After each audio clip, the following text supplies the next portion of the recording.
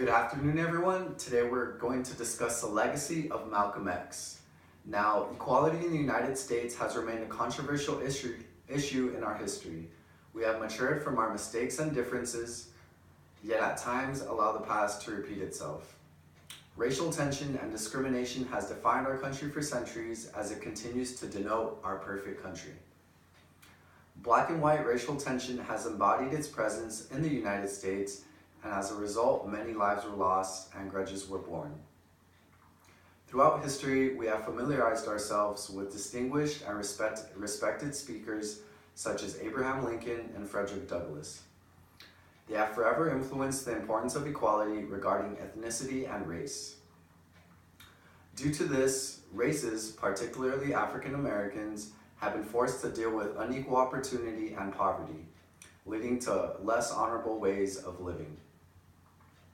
Malcolm X is one strong example of a colored man who fell into this type of hate and acted against it, uniting people to promote the advancements of colored people and change.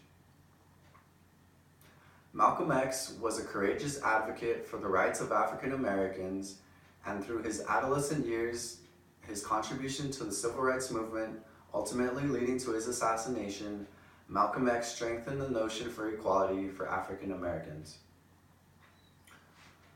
His noble actions created a voice for the African American people and a path to a new America. Malcolm Little was born during the birth of the Great Depression. Work was scarce and hatred for the Black community was high, making living conditions for the Black community very hard. Malcolm X was born Malcolm Little on May 19, 1925 in Omaha, Nebraska. Malcolm X attended West Junior High School, where he was the school's only Black student. He excelled academically and was well liked by his classmates. They eventually elected him class president. Unfortunately, his classmates treated him more like a class pet instead of a human being. Malcolm was the son to Louise and Earl Little, who was a Baptist preacher and active supporter of the organization that promoted the return of Blacks to Africa. Malcolm, along with his siblings, experienced dramatic confrontations with racism from childhood. Lawrence A. Mamaya, author of Malcolm X Retrieved states hooded Klansmen burned their home in Lansing, Michigan, where eventually Earl Little was killed under mysterious circumstances. Eventually, welfare agencies split up the children, and Malcolm X was forced to live in a detention home run by white, racist people. By the 8th grade, he left school, moved to Boston. This was the early stage in which Malcolm's hatred of white people begins, and he began to feel inferior to whites. In his early teens, he often found himself in trouble with the law. Malcolm was often drawn to the street life in Boston, where he began wearing flashy clothes, burglarizing, and including gambling, selling drugs. According to Manning Marable, author of Malcolm X, A Life of Renovation, he became known as the Detroit Red for his red hair, and at the age of 20, he was sentenced to 10 years in prison for burglary. Now, while in prison, he began to transform his life. He began reading books on history, philosophy, and religion.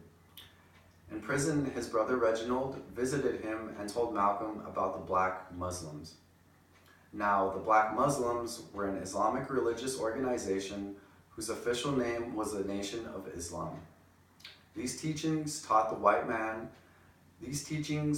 the white man was evil and doomed by Allah by destruction. Also, the teachings stress that the best course for the Black Americans is to separate themselves from Western civilization culturally, politically, and physically. Malcolm began copying words from the dictionary and developed a vocabulary that would help him become a passionate and effective public speaker. Malcolm took his first steps Malcolm took his first steps toward believing that non-integration with the white people of America. According to African American Society, he was released in 1952.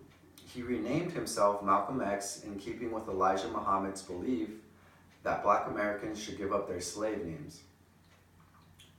Now, he was completely illiterate, he was a criminal, and even worse, he was black, in a time that meant you were less than a dog.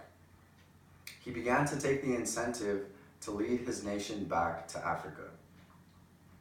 Now, Malcolm X grew up in a white world, where an individual was judged by the color of his skin, but not by the content of his character. The killing of his father and the years he spent in prison helped him create an everlasting hate on white America. He used his religious practice and inner emotion to organize an uprising and argue for equality within a country.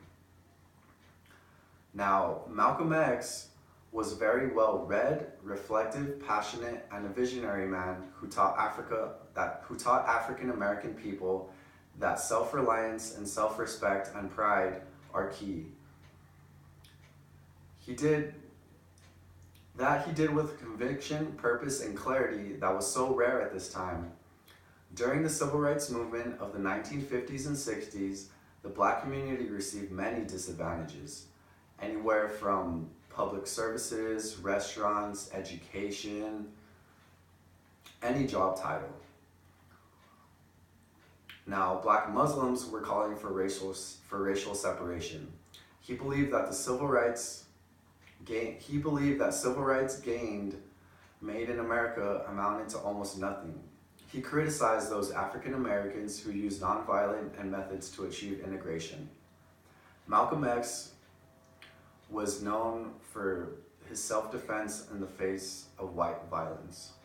In the autobiography of Malcolm X by Alex Haley, Malcolm X's philosophies often clashed with civil rights activist Reverend Dr. Martin Luther King.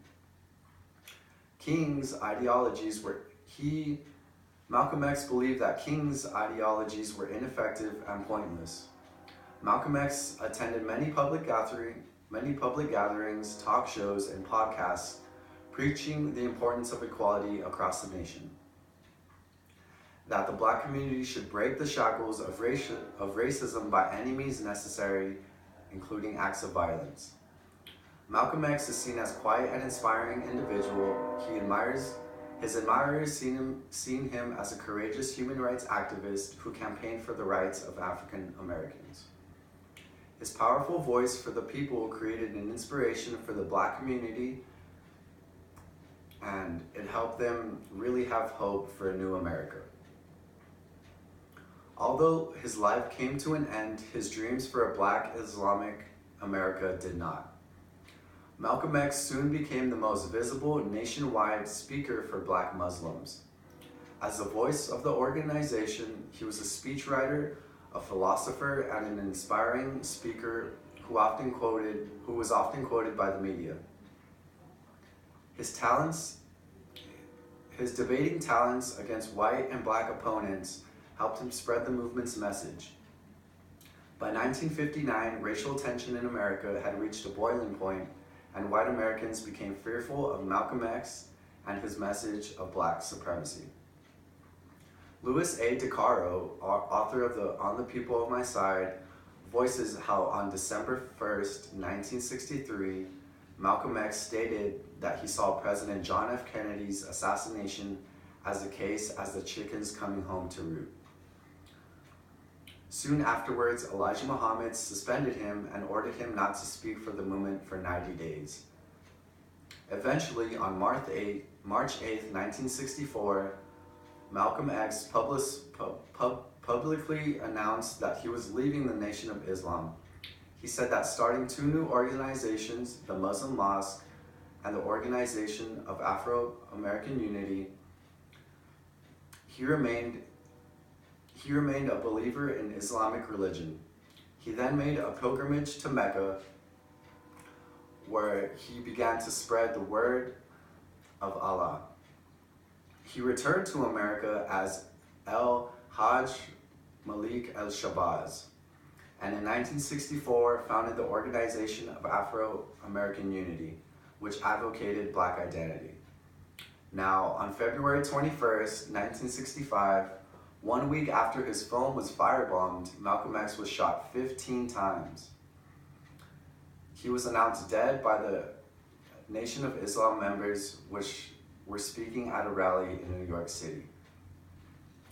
Now, although Malcolm X's life was constantly in danger, he was never phased by this. His passion kept him motivated as he was a courageous advocate for the rights of African Americans. Through his adolescent years, contribution to the civil rights movement, and assassination, Malcolm X strengthened the notion for equality of African Americans. Over the years, Malcolm X became a charismatic speaker for the African American community. He was an African American Muslim minister, leader, and human rights activist. During the civil rights movement of the 1950s and 60s, Malcolm X became one of the most prominent advocates of the rights of African Americans. As a proponent of self-defense, he was able to strengthen the notion of equality and inspire African Americans to vigorously resist racism. Furthermore, his advocacy of Black nationalism successfully united the African Americans at a crucial time during the civil rights movement. His legacy that remained following his death also encouraged the creation of movements whose ideas were formed from Malcolm X's ideology. Malcolm X is a classical story of tenacity, adversity, and determination, and his result was triumph of a new Black America. Thank you all very much.